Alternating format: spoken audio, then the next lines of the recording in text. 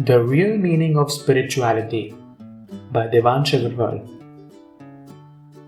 Okay, so I'm gonna try my best to make this a compelling enough guide for spirituality that covers the nuts and bolts one needs to know to fathom the real meaning of spirituality. So, there basically are two types of people who indulge in this whole game. The first kind of people believe in spirituality, while the other kind know the real meaning of spirituality. The former kind, if you ask them how do they believe in it, they will generally say by reading all the scriptures and Vedas, or by reading articles or listening to people. Some people literally mug it all up and can recite whole paragraphs from the book as it is, and the people go bananas listening to them as if it's some kind of a miracle or something. Like, some people believe in God, some don't, but neither of them know the actual truth. The other kind of people know the real meaning of spirituality. Believing and knowing are two entirely different things that are a world apart from each other. Fire can burn us. Do we believe in it or do we know it as a fact? See, that's the difference between knowing something and believing in something.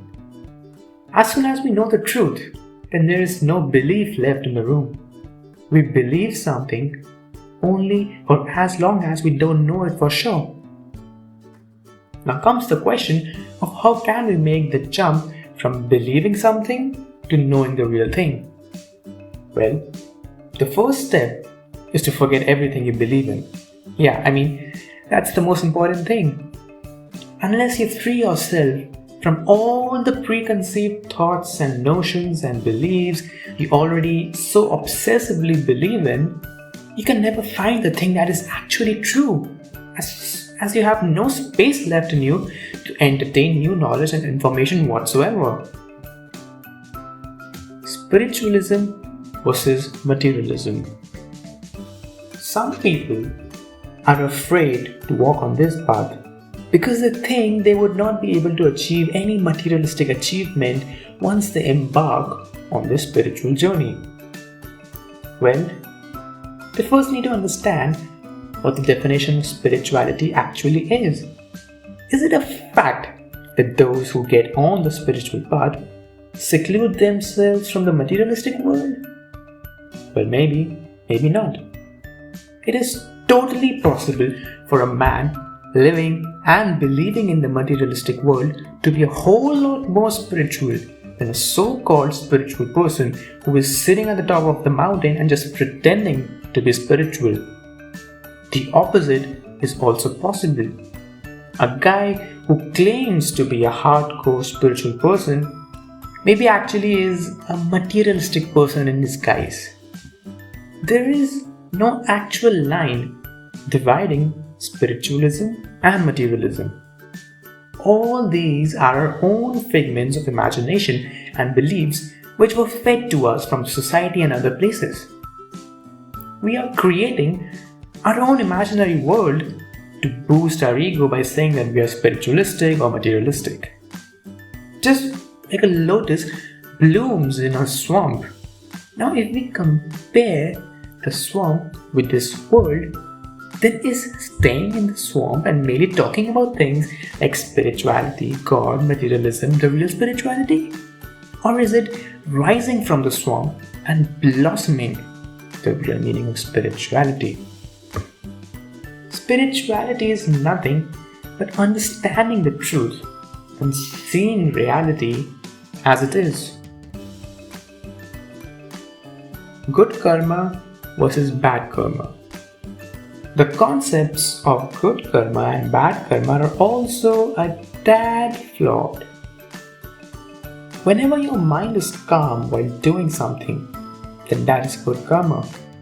And if your mind is not at peace or it's making someone else lose their mental peace, then all those actions come under the radar of bad karma. The best thing you can do is self-inquiry. There is no better karma than discovering your true self, because this type of action is helping you uncover your real selves. As long as you have this question, who am I? Then you are at the peak of the good karmas and try to hold on to it for as long as you can. The second best essence of good karma is self-control. Actions that are increasing your self-control over your sensory organs and your mind are all good karmas. When your senses try to overpower you, then that will be the actual test of your self-control and your willpower. And as you keep on solidifying your controlling powers, then there will come a time when you don't have to control your senses, but it will automatically be under your control effortlessly. At the last remains the mind, which is the most powerful of all, because all your powers are inside your mind only. The fight with your mind, the practice of controlling your mind, is the real meaning of spirituality. Ultimate purpose of life. And then there was this question. So often, everybody keeps on asking this question, the ultimate purpose of life. What is my purpose of life? Why am I here? What the hell am I doing on this earth? We wander around it, but to no avail. The thing is, sure, this question is important to ask. One should definitely ask it. But there is this another question that is even more pertinent than this. And that question is, what is life itself?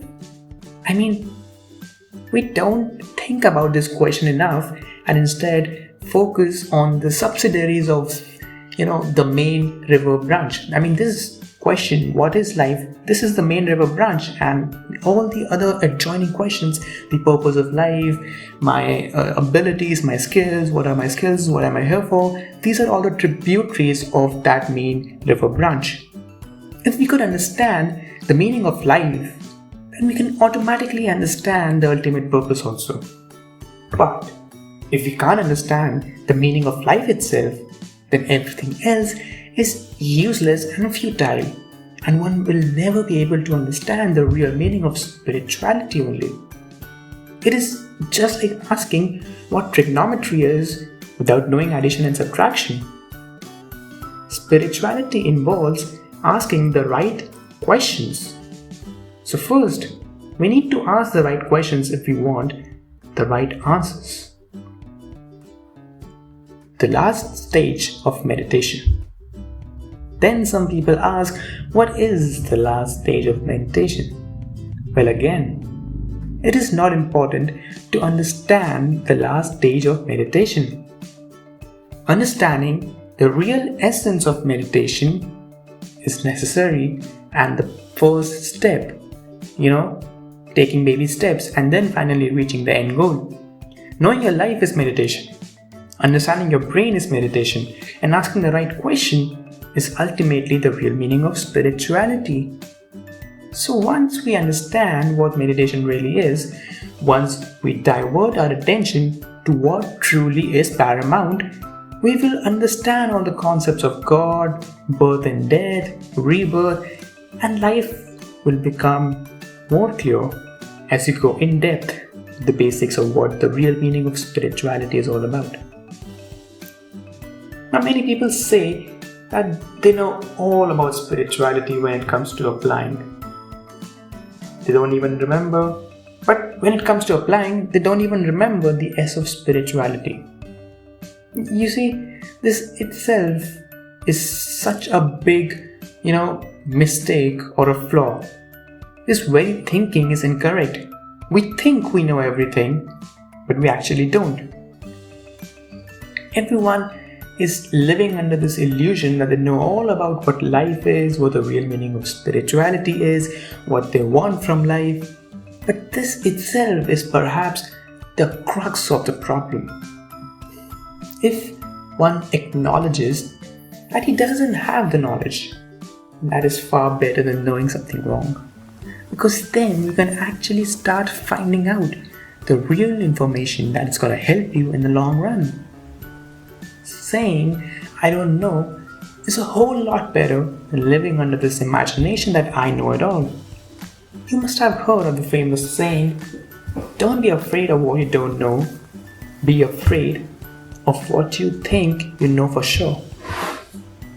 Once we know something for sure, then we shut our brains for further knowledge for that particular topic, which increases the chances of our being wrong astronomically. The day you genuinely put a question mark on everything you think you know for sure, then that will be a major leap in taking you one step closer to experience and understanding the real meaning of spirituality. Start understanding something that no one knows about, that no one talks about, something that no one is even trying to find out. That can be the beginning of something truly brilliant. Make things simpler. Then comes the question of how to know what you're doing is right or wrong. It's kind of obvious, isn't it? This question can be broken down into different layers to make things easier. Well, first, we all have been given this body, so taking care of it in every possible way is the right thing to do. The right thing it will involve exercising, eating healthy, taking proper rest, adequate sleep, maintaining hygiene, and other basic things that we all know about. Wrong thing here will include lack of exercise, a sedentary lifestyle, eating junk food, inadequate sleep, being unhygienic, and yada yada yada. To fulfill your bodily requirements, you need money. So then again, earning money is the right thing to do. Now, while earning money, if you're hurting or cheating or betraying someone, then that is, well, you guessed it, obviously the wrong thing. This is at the level of the body. At the level of mind, if you so much as think something bad for someone, then that won't be the nicest thing for you to do, if you ask me, since that is tantamount to you hammering an axe at your own feet. Don't be multifaceted. Backbiting, jealousy, ego, hatred are all negative emotions that will suck up your positive energy. If you're doing any work, whatever it may be, understanding it completely is the right thing to do instead of just doing it as it's told.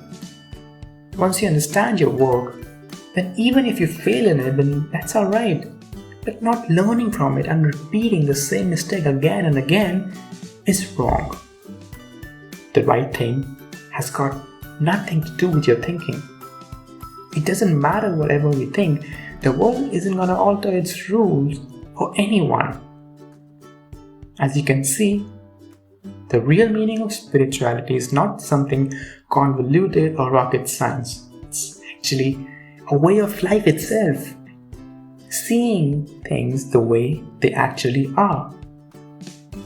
We should also question our thinking. Whatever beliefs we have in our mind, all the preconceived notions about things or people, everything, and I mean everything, how can we know if the way we think is the right way or not? Are we really thinking the right way? If you think about it, your whole life is based on thinking only. We think before we act or do anything. People with different sets of information in their brains will think differently about the same situation. And two such people are bound to get into conflicts because they think differently due to the fact that they have a different set of information based on which they're going to act differently. So now comes the question, can we see the truth without thinking? Let's take an example. The rainbow has 7 colors. Now all the problem arises when someone says that red is better than yellow. Then the other will argue, no, the yellow is better than any other color, and so on. That's how most people spend their entire life, arguing senselessly and pointlessly. That's obviously not the real meaning of spirituality, because none of it is actually true. The truth is that all the 7 colors have the same source. So it doesn't make sense to argue about which color looks better. There is no actual division in these 7 colors. Once we see things this way, the thinking process comes to an end here.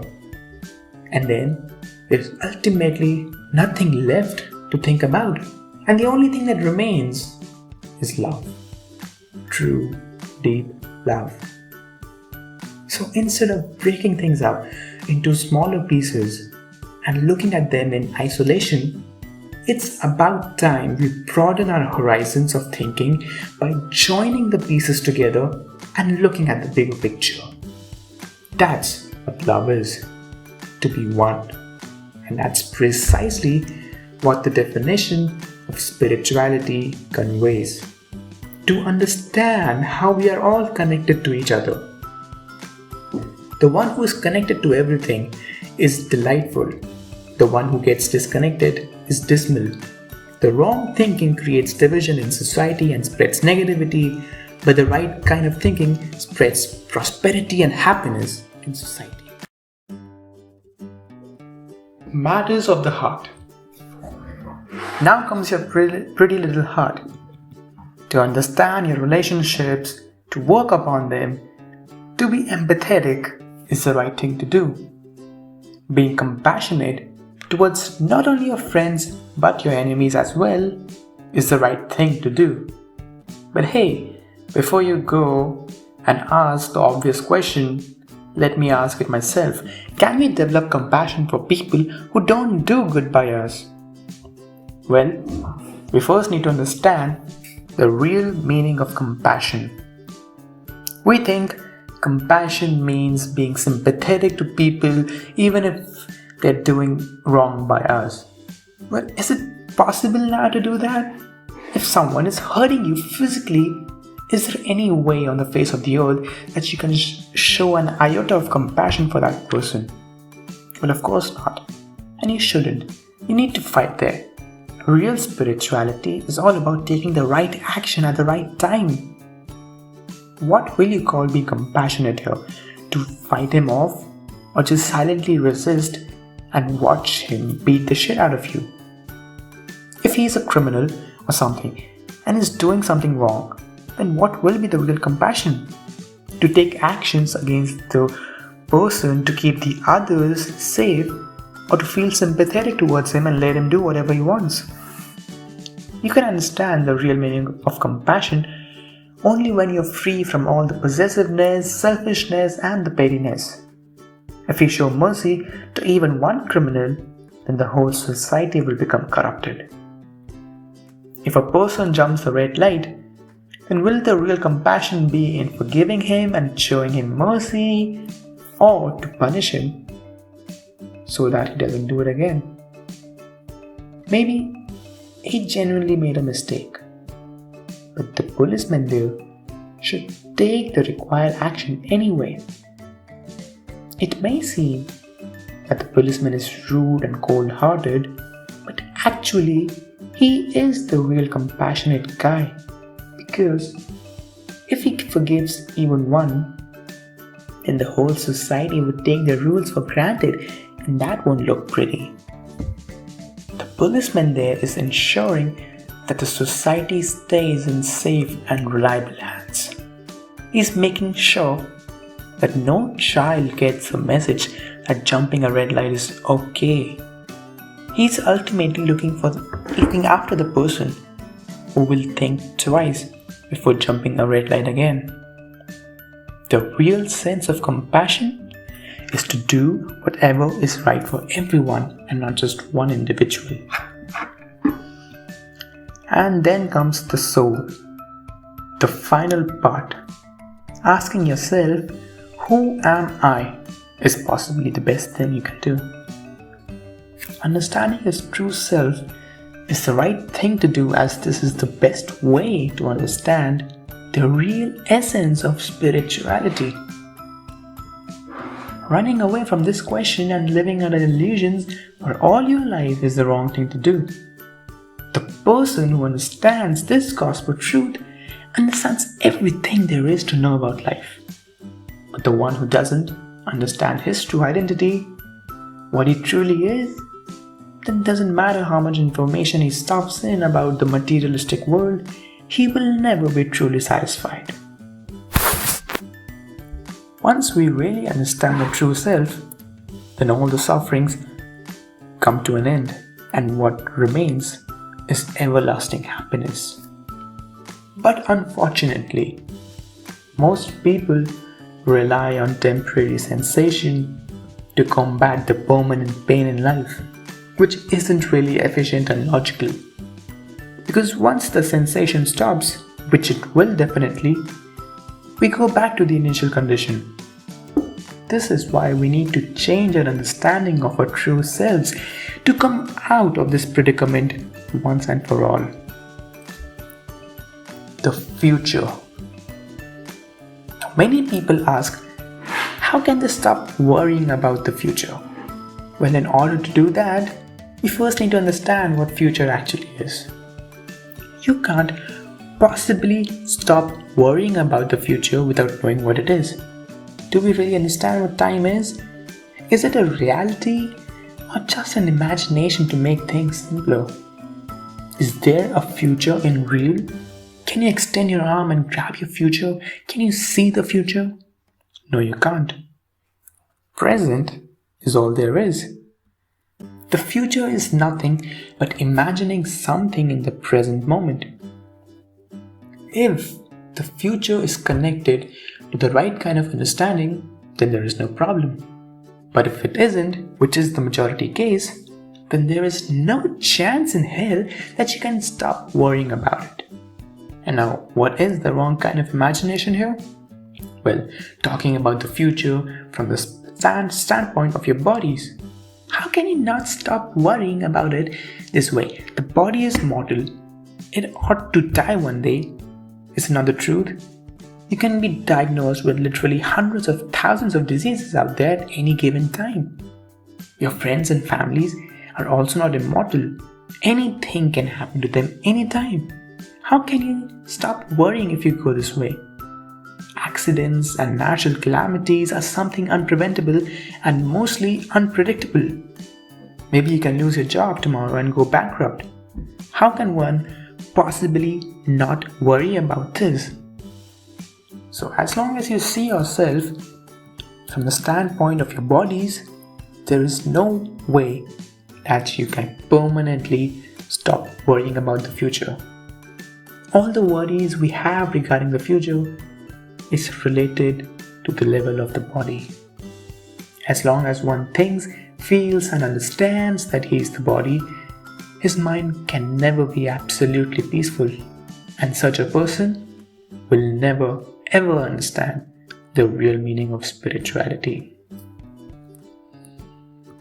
The only way to be absolutely free from your past, present and future is to know and understand it as a fact that time cannot touch you. And not just understanding it as a theory, but experiencing it practically. You're not in time. Anyone who is in time can never be fearless. He may show he is, but from the inside he can't be. He will always be worried. But if time is in you, then what's there to worry about? Everything is in time, every object and every body, and the time is in the real you. When you realize it, then you become absolutely free from everything, and only then can you be absolutely fearless. A balance is necessary. Now some people have this huge misconception that real spirituality doesn't allow any entertainment in life and you have to be pretty darn serious all the time. Aesthetic and all that stuff. Well, not quite. Everything, if done within a limit, is not gonna pose a problem. If you're eating to satisfy your body hunger, then it's completely fine. But if you're eating to appease your mind hunger, then that will spiral into something you don't want to get into. Similarly, if you're indulging in pleasures and entertainment to relax your mind or to recharge your body, that is alright. But if one gets attached to this state, then that is gonna become a major problem in the future. The same pleasures that were making you better will be responsible for draining your energy and making you feel dull and lazy. Less is more. Does the definition of spirituality imply being the greater version of yourselves? Well, the answer lies in the question itself. If you look closely, then you will see that this is how everyone is living. They all want to be bigger, better than before.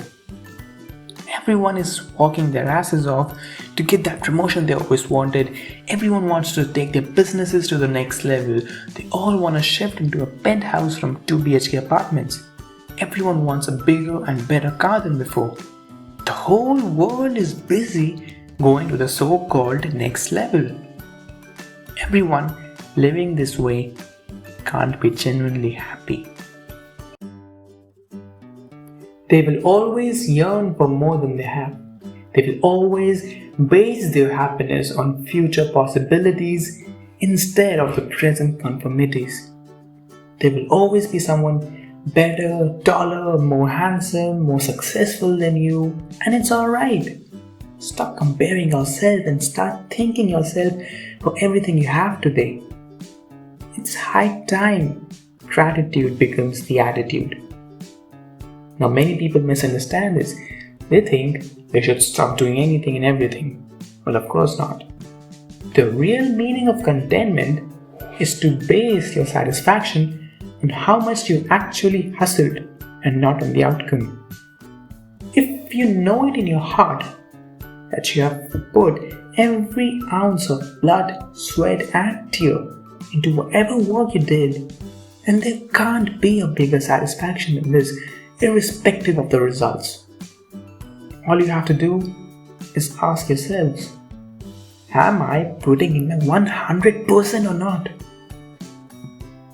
Now, to answer all the questions in one line, one way of living is to solve the unlimited problems a person will have throughout his life, as long as he thinks he is the body. Unlimited problems will, of course, take unlimited time. The other option is to improve your understanding and know that you're not this body you think you are, and you may be something totally else. Now, no problem can overwhelm you in any shape, size, or form. You will become unstoppable and untouchable. Just think about it. Every problem you suffer is at the level of your body. And by body, I mean your physical body and your mind too. But if you realize you're something else, you're something beyond your body and your mind, then what is the problem? Once you let the real meaning of spirituality sink in, you will see yourself in everyone and everyone in yourself.